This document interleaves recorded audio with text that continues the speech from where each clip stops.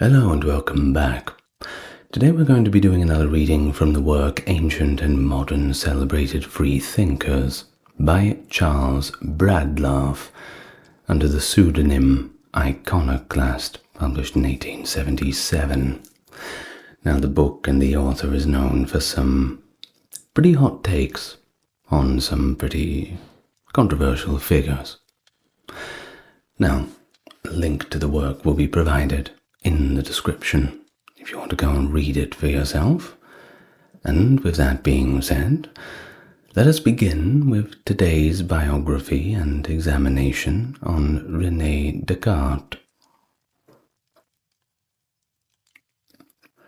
René Descartes du Perron, better known as Descartes, the father of modern philosophy, was born at Haye in Touraine of Breton parents near the close of the 16th century, at a time when Bacon was like the morning sun, rising to shed new rays of bright light over the then dark world of philosophy.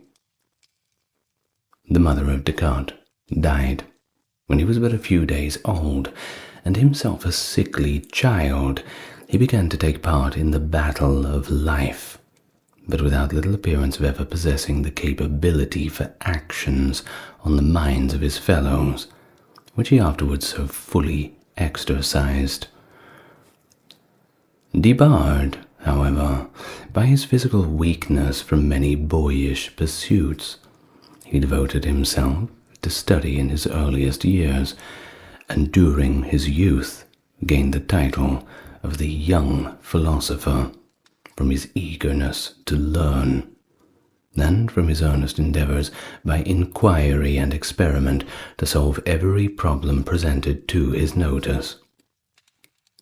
He was educated in the Jesuit College of Flèche, and the monument erected to him at Stockholm informs us that, having mastered all the learning of the schools, which proved short of his expectations, he betook himself to the army in Germany and Hungary, and there spent his vacant winter hours in comparing the mysteries and phenomena of nature with the laws of mathematics, daring to hope that one might serve as a key to the other.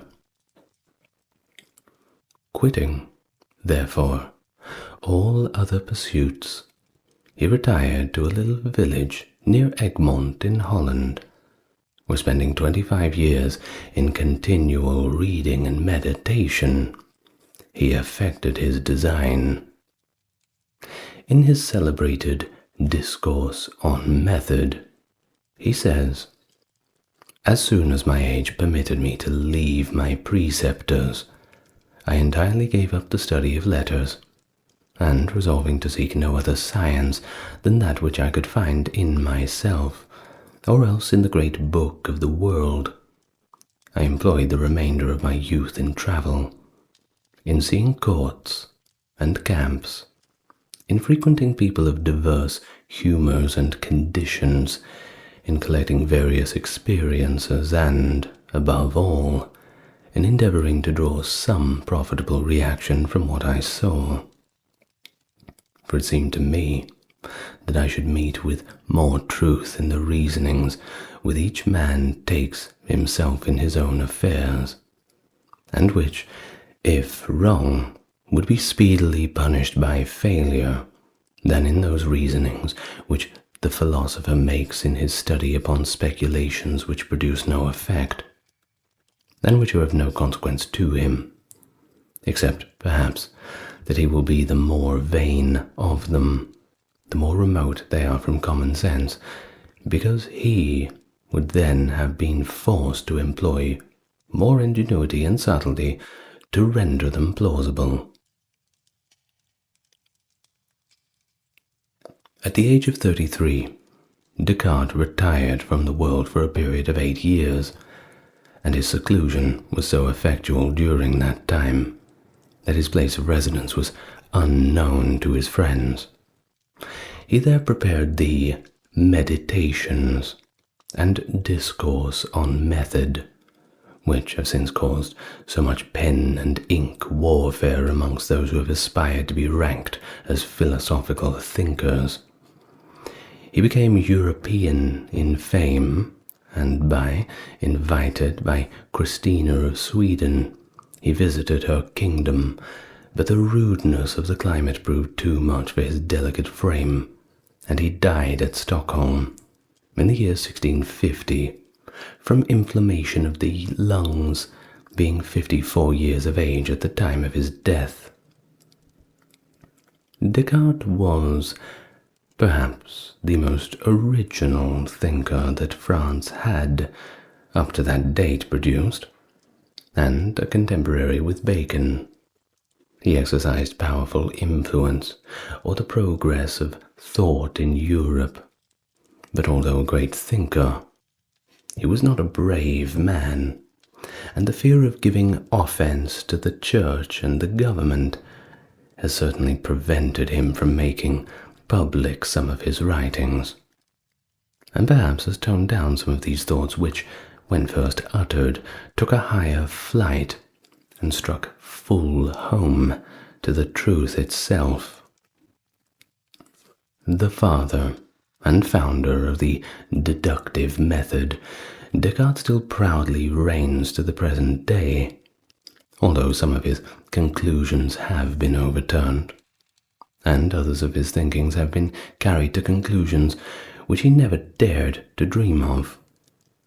He gave a strong aid to the tendency of advancing civilization, to separate philosophy from theology, thereby striking a blow, slow in its effect, and effectual in its destructive operation on all priestcraft. In his dedication of the Meditations, he says, "I have always thought that the two questions of the existence of God and the nature of the soul were chief of those which ought to be demonstrated rather by philosophy than by theology. For although it is sufficient for us, the faithful, to believe in God, and that the soul does not perish with the body, it does not seem possible ever to persuade the infidels to any religion, unless we first prove to them these two things are by natural reason." Having relinquished faith, he found that he must choose an entirely new faith in which to march with reason. The old ways were so cumbered with priests and Bibles that progression would have been impossible. This gave us his method. He wanted a starting point from which to reason, some indisputable fact upon which to found future thinkings. He gave us the detailed history of his doubts. He has told us how he found that he could plausibly enough doubt of everything except his own existence. He pushed his skepticism to the verge of self-annihilation. There he stopped. There in self, there in consciousness, he found at last an irresistible fact, an irreversible certainty. Firm ground was discovered. He could not doubt the existence of the external world and treat it as a phantasm. He could doubt the existence of God and treat the belief as a superstition.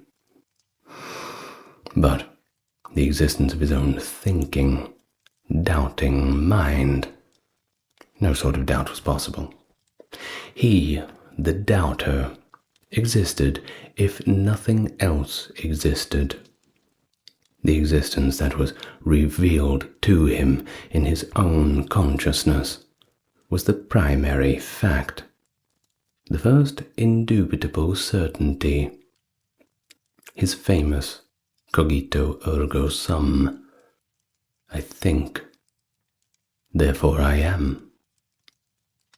Proceeding from this certainty of his existence, Descartes endeavors to rind other equally certain facts, and for that purpose presents the following doctrine and rules for our guidance, the basis of all certitude is consciousness. Consciousness is the sole foundation of absolute certainty, whatever it distinctly proclaims to be true. The process is, therefore, rendered clear and simple. Examine your consciousness. Each distinct reply will be a fact. He tells us further that all clear ideas are true, that whatever is clearly and distinctly conceived is true, and that these lie in the vitality of his system, the cause of the truth or error of his thinkings. The following are the rules he gave us for the detection and separation of true ideas from false, i.e., imperfect or complex. 1. Never to accept anything as true, but what is evidently so. To admit nothing, but what so clearly and distinctly presents itself as true, that there can be no reason to doubt it. 2. To divide every question into as many separate parts as possible, that each part being more easily conceived, the whole may be more intelligible. 3. To conduct the examination with order, beginning by that of objects, the most simple, and therefore the easiest to be known, and ascending little by little up to knowledge of the most complex. 4. To make exact such calculations, and such circumspections as to be confident that nothing essential has been omitted, consciousness being the basis of all certitude. Everything of which you are clearly and distinctly conscious must be true. Everything which you are clearly and distinctly conceive exists, if the idea of it involves existence. In these 4 rules, we have the essential part of one of Descartes' systems. The other, which is equally important, is the attempt to solve metaphysical problems by mathematical aid. To mathematics, he had devoted much of his time. He it was who, at the age of 23, made the grand discovery of the applicability of algebra to geometry.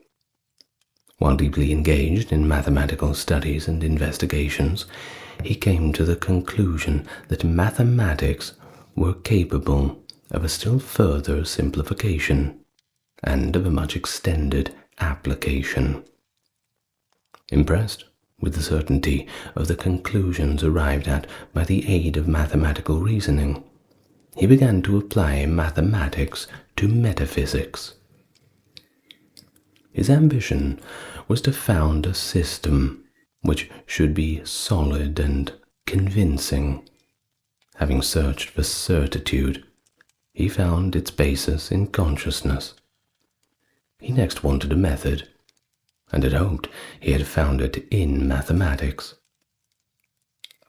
He tells us that these long chains of reasoning, all simple and easy, by which geometers use to arrive at their most difficult demonstrations, suggested to him that all things which came within human knowledge must follow each other in a similar chain, and that provided we abstain from admitting anything as true which is not so, and that we always preserve in them the order necessary to deduce one from the other, there can be none so remote to which we cannot fully attain, nor so obscure, but that we may discover them.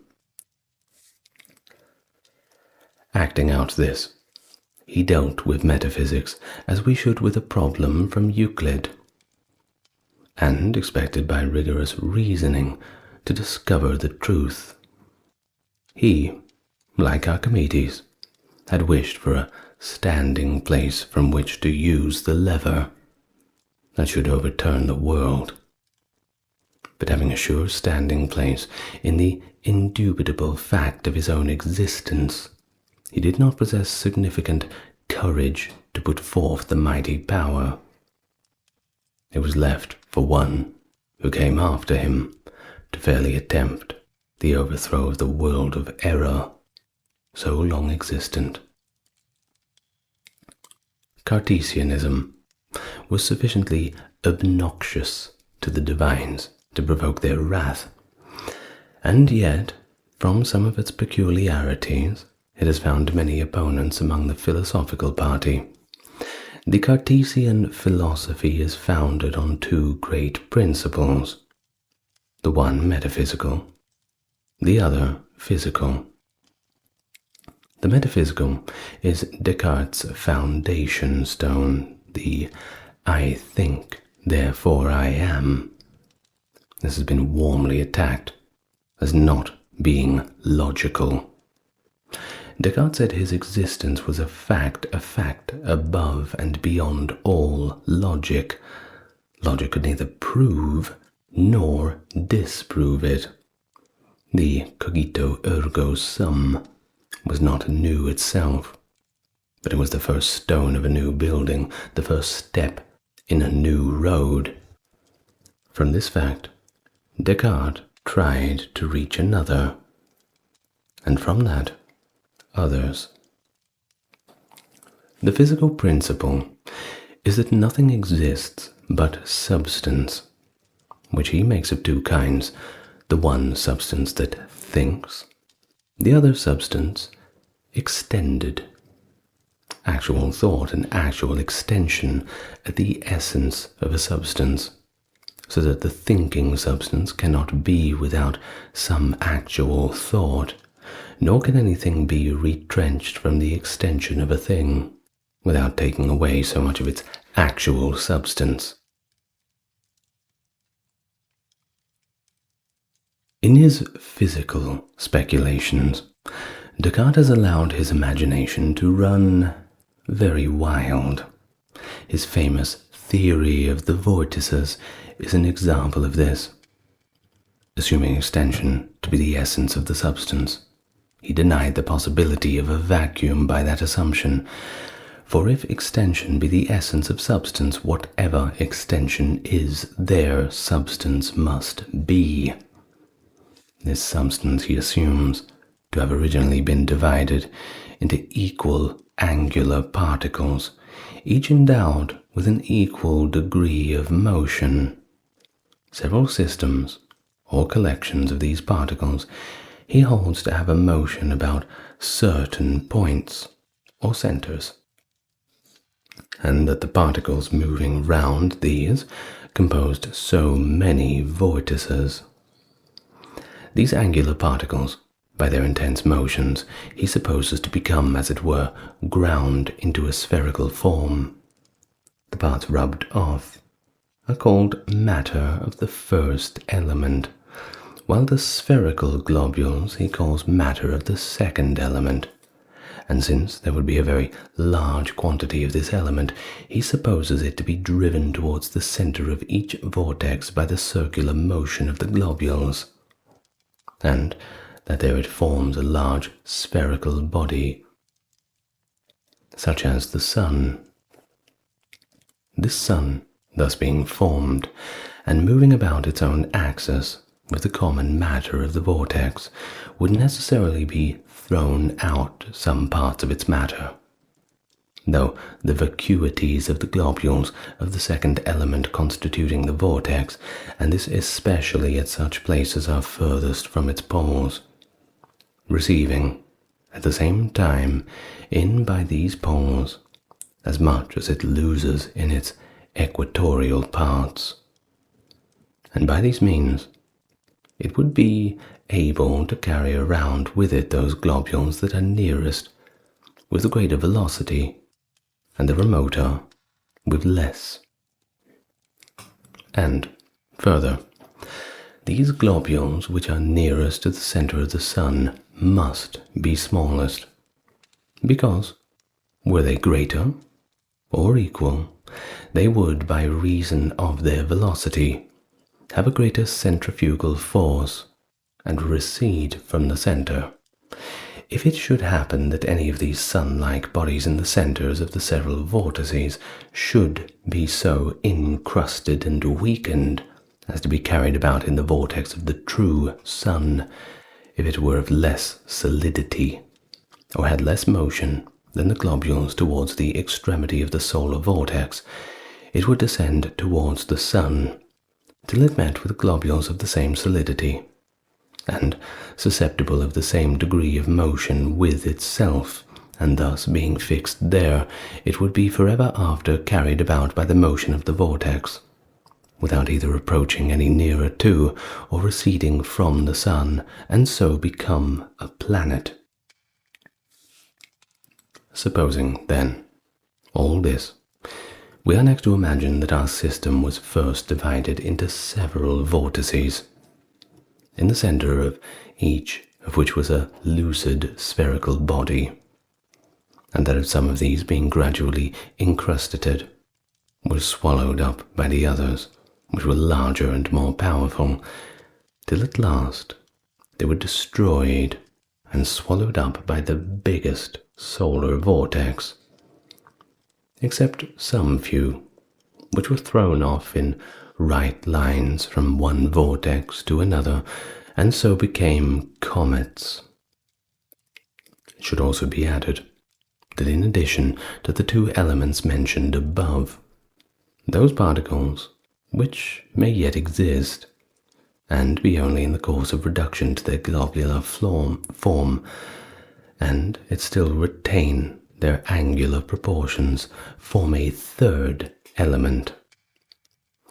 This theory has found many opponents, but in the state of our work we conceive our duty to be that of giving a simple narrative of the philosopher's ideas rather than a history of the various criticisms upon those ideas, the more especially as our pages scarcely afford room for such a mode of treatment.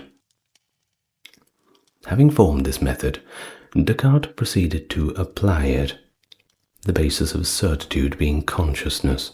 He interrogated his consciousness and found that he had an idea of a substance infinite, eternal, immutable, independent, omniscient, omnipotent.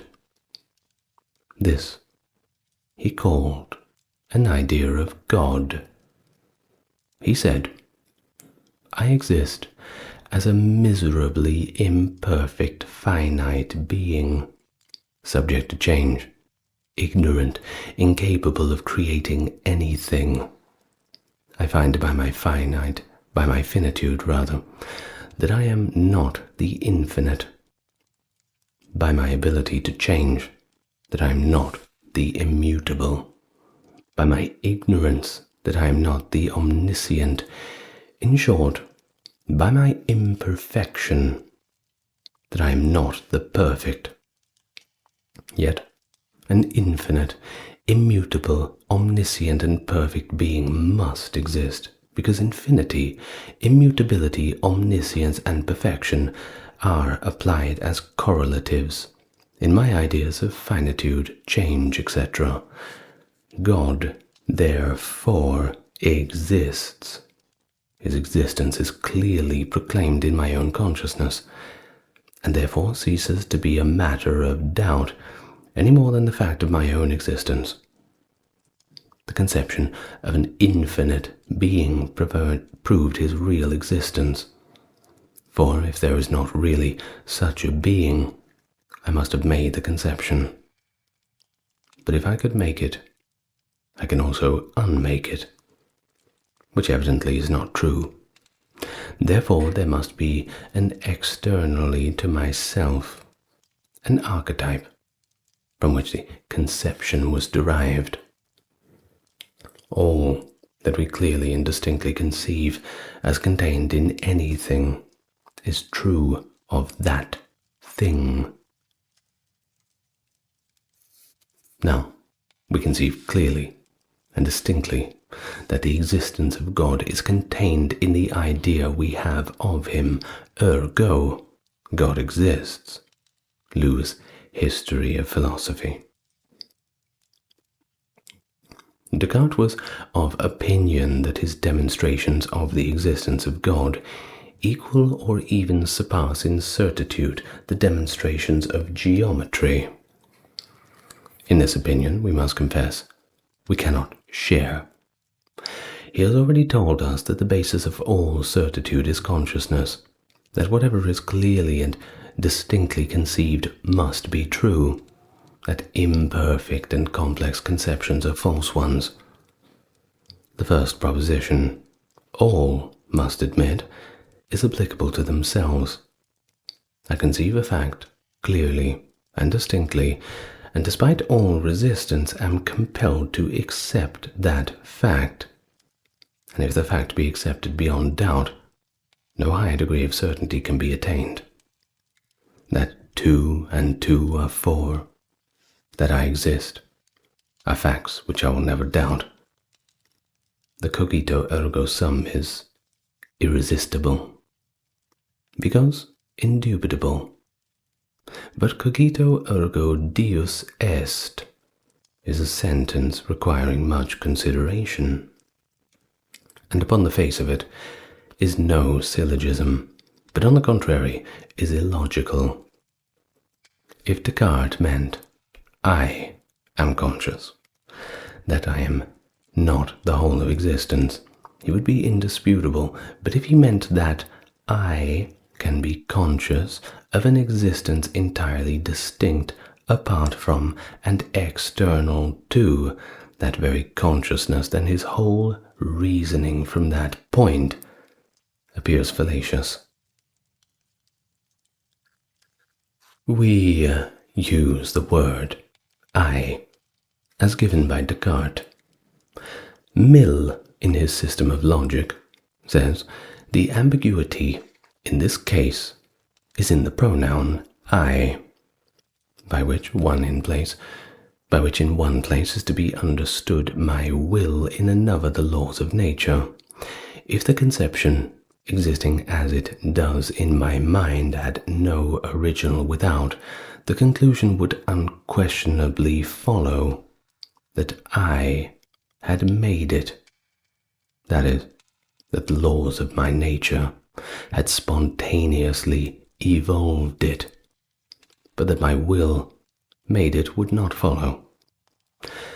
Now, when Descartes afterwards adds that I cannot unmake the conception, he means that I cannot get rid of it by an act of my will, which is true, but is not the proposition required.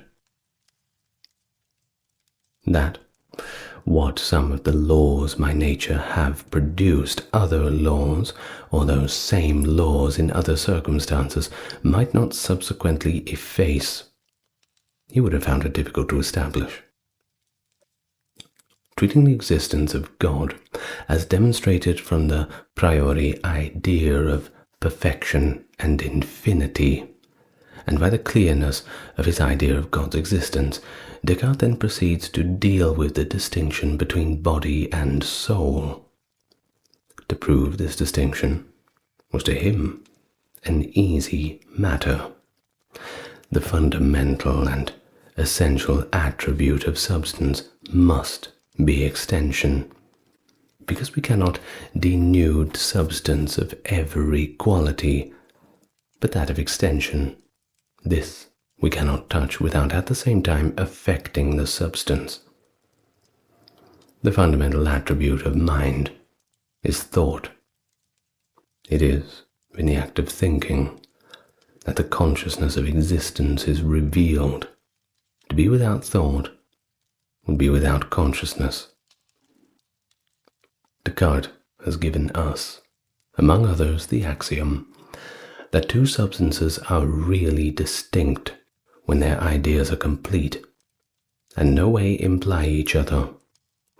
The idea of extension is complete and distinct from the idea of thought, which latter is also clear and distinct by itself. It follows, therefore, that substance and mind are distinct in essence. Descartes has, from the vagueness of some of his statements, subjected himself to the changes of asserting that existence of innate ideas, and the following quotations will speak for themselves on that subject. When I said that the idea of God is innate in us, I meant more than this, that nature has endowed us with a faculty by which we may know God, but I have never either said or thought that such ideas had an actual existence, or even that they were a species distinct from the faculty of thinking. Although the idea of God is so imprinted on our minds that every person was within him having the faculty of knowing him, it does not follow that there may not have been various individuals who have passed through life without ever even making this idea of a distinct object of apprehension. And in truth, they who think that they have an idea of plurality of gods have no idea of God whatever. This seems explicit as negativing the charge of holding doctrine of innate ideas, but in the Edinburgh Review several passages are given, amongst which is the following.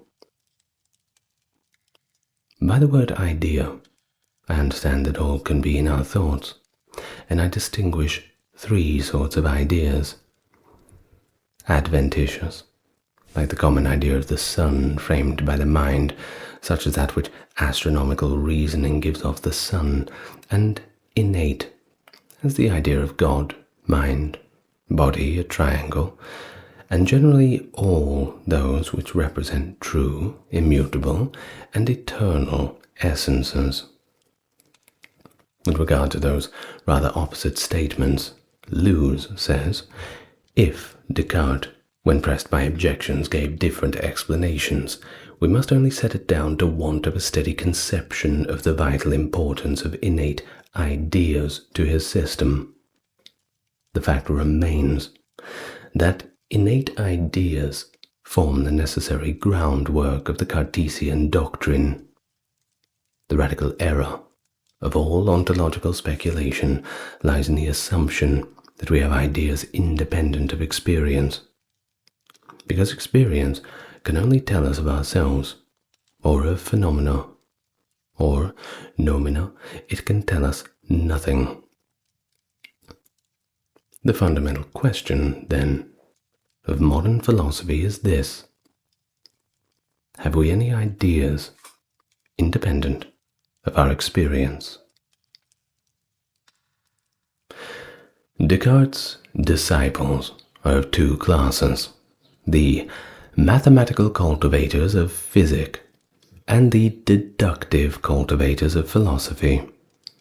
The first class of disciples are far in advance of their chief, and can only be considered as having received an impulse in a true direction. The second class unhesitatingly accepted his principles and continued his thinking, although they developed his system in a different manner, and arrived at a stronger conclusion than Descartes' courage would have supported. Some of the physical speculations of Descartes have been much ridiculed by subsequent writers, but many reasons may be urged, not only against the ridicule, but also against the more moderate censure, which several able critics have dealt out against his individual character.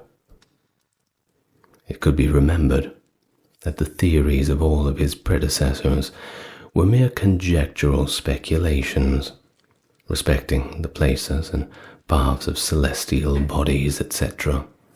Innumerable hypotheses have been formed and found useless, and we ought rather to look what Descartes did accomplish under the many difficulties of his position. In respect to, then, the state of scientific knowledge, than to judge harshly on those speculations, which, though attended with no beneficial result to humanity at large, were doubtless well intended by their author. He was the first man who brought optical science under the command of mathematics, by the discovery of the law of refraction of the ordinary rays through the diaphanous bodies. And probably there is scarcely a name on record the bearer of which has given a greater impulse to mathematical and philosophical inquiry than Descartes. Although, as a mathematician, he published but little, yet in every subject which he treated, he has opened not only a new field for investigation, but also a new road for the investigators to proceed by. His discovery of the simple application of the notation of indices to algebraical powers has totally remodeled the entire science of algebra. His conception of expressing the fundamental property of curve lines and curved surfaces by equations between the coordinates has led to an almost total supersedence of geometry of the ancients. Contemporary with Galileo, and with a knowledge of the persecution to which that father of physics was being subjected by the Church, we are tempted to express our surprise that Descartes did not extend the right hand of fellowship, help, and sympathy to his brother philosopher.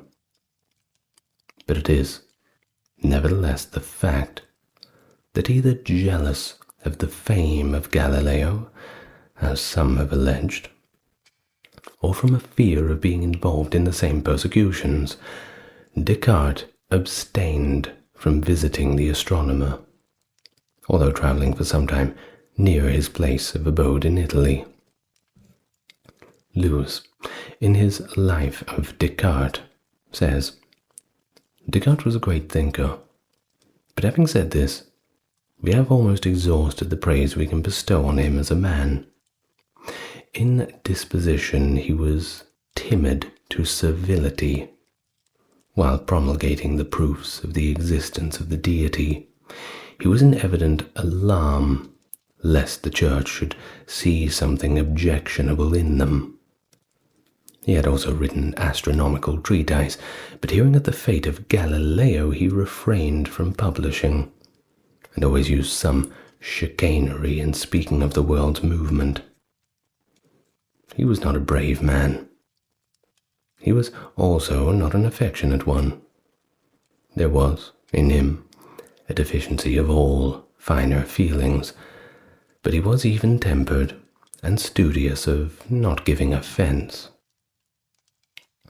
We are tempted, after a careful perusal of the life and writings of Descartes and his contemporaries, to be of an opinion that he was a man who wished to be considered the chief thinker of his day, and who shunned and rejected the offers of friendship from other philosophers, lest they, by being associated with him, should jointly wear laurels, which he was cultivating solely to form a crown for himself. Despite all, his brow still bears a crown, and his fame has a freshness that we might all be justly proud of if appertaining to ourselves. We trust that in these few pages we have succeeded in presenting Descartes to such of our readers who were unacquainted with his writings sufficiently well enough for them to appreciate him, and to induce them to search further. And at the same time we hope that those better acquainted with him will not blame as for the omission of much which they may consider more important than the matter of which appears in this little tract. We have endeavoured to picture Descartes as the founder of the deductive method, as having the foundation stone of all his reasoning in his consciousness. And with all that said, we reach the end of Iconoclast's writings on Descartes. Interesting, aren't they? Perhaps not what you expect. He always goes in really harsh on them, but I like it. But before we go, I think that we ought to mention that all of these ideas of Descartes didn't exist in a vacuum. In fact, several of his contemporaries raised significant objections to his philosophy, challenging him and in turn enriching and adding to the discourse of the time. So I'm going to highlight three of the main detractors, that being Pierre Gassendi, Thomas Hobbes, and Princess Elizabeth of Bohemia. Let's start with Gassendi. He was a French philosopher, priest, and scientist who was a staunch advocate of empiricism, which is the belief that all knowledge comes from sensory experience, which put him at odds with Descartes, who was a rationalist believing in innate ideas and deductive reasoning.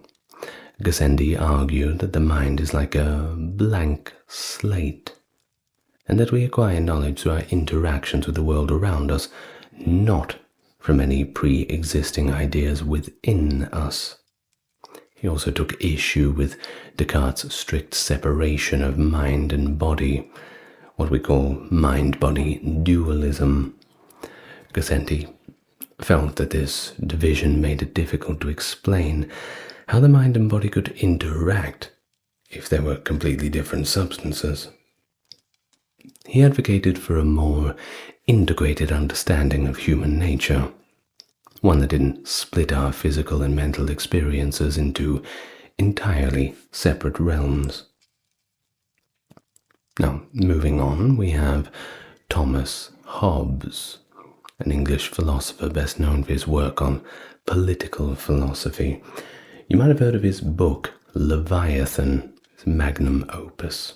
You should read it. Well, Hobbes was a materialist, meaning that he believed that everything exists in material, including thoughts and consciousness. This directly contradicted Descartes' idea of an immaterial mind interacting with a material body. Hobbes was skeptical of Descartes' famous declaration, "I think, therefore I am."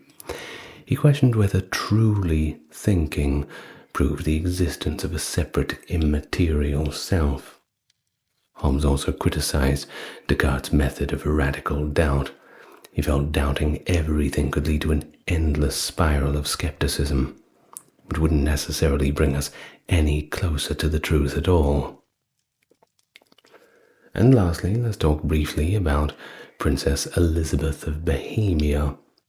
Now, she might not be as widely known, but her correspondence with Descartes reveals some of the most pressing charges against his philosophy. Elizabeth was highly intelligent, you see, and thus deeply engaged with philosophical questions.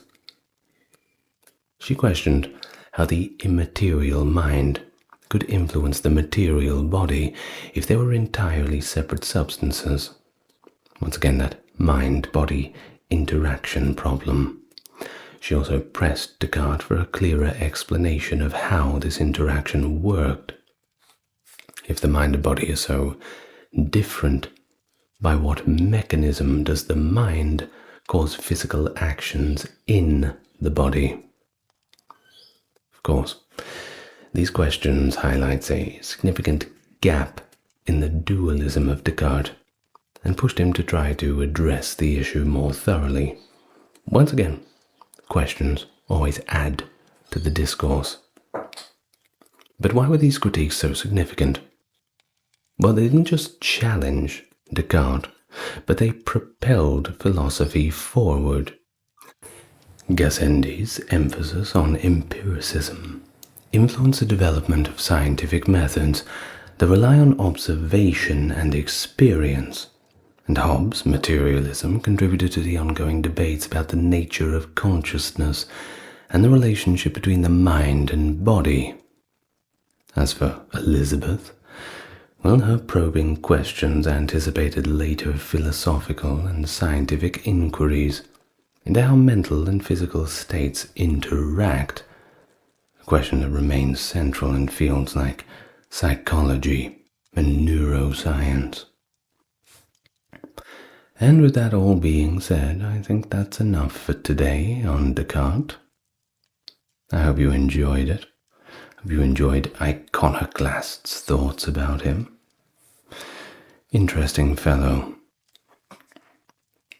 I'm going to thank my top tier patrons and supporters on YouTube memberships and Patreon.